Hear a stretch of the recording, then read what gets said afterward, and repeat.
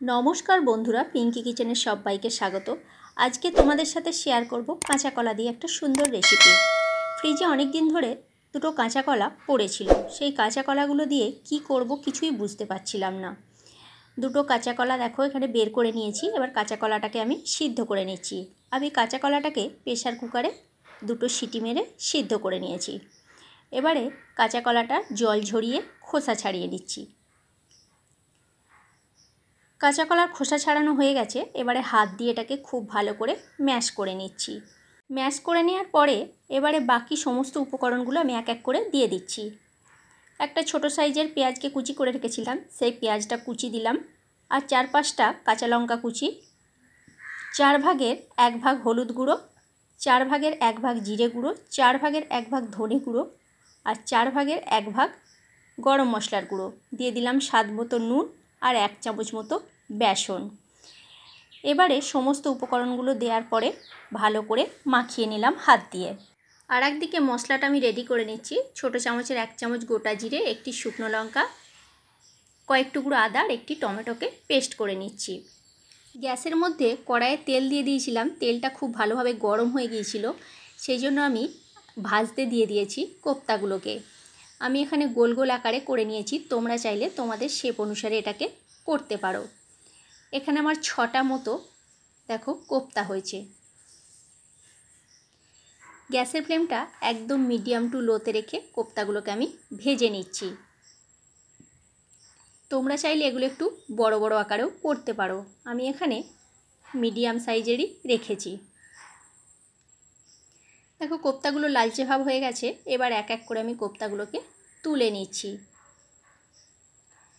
কোপ্তাগুলো তুলে নেওয়ার পরে ওই কড়াইতেই বেশ কিছুটা পরিমাণে তেল আছে। তেলের মধ্যে দিয়ে দিলাম কেটে রাখা আলুর টুকরোগুলো। আলুগুলো আমি এখানে ডুমো ডুমো করে কেটে নিয়েছি। আলুগুলো ভাজার সময় সামান্য পরিমাণে একটু হলুদের গুঁড়ো দিয়ে দিলাম। হলুদের গুঁড়োটা দিয়ে আলুগুলোকে ভালোভাবে ভেজে নেব।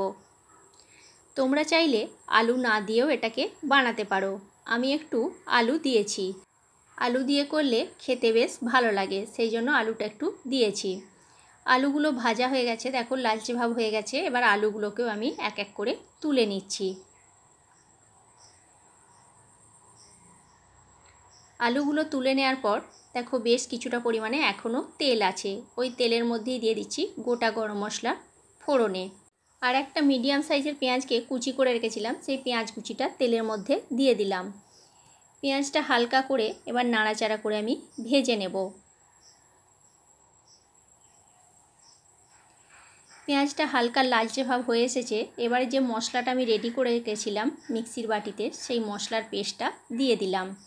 মশলার পেস্টটা দিয়ে খুব ভালো করে মশলাকে এবার কষিয়ে নিতে হবে। মশলা কষবার সময় দিয়ে দিচ্ছি 1/2 চামচ মতো হলুদের গুঁড়ো আর দিয়ে দিচ্ছি 1/2 চামচ মতো কাশ্মীরি লাল লঙ্কার গুঁড়ো, এটা সম্পূর্ণ কালারের জন্য। দিয়ে দিলাম স্বাদ মতো নুন আর দিয়ে দিচ্ছি সামান্য পরিমাণে একটু চিনি। চিনিটা দিলে স্বাদের ব্যালেন্সটা খুব ভালো হয়, সেই জন্য চিনিটা সামান্য পরিমাণে একটু দিয়ে দিলাম।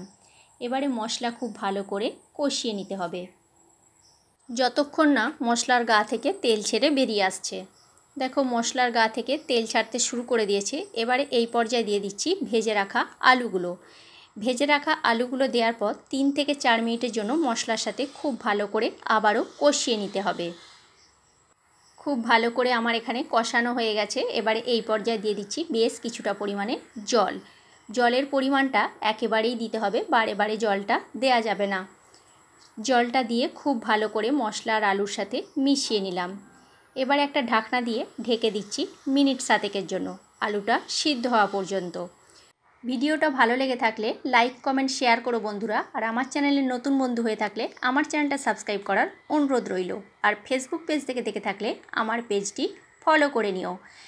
7 মিনিট পর আমি ফিরে এলাম। খুব ভালো করে খুন্তিতে করে একটু নাড়াচাড়া করে নিচ্ছি।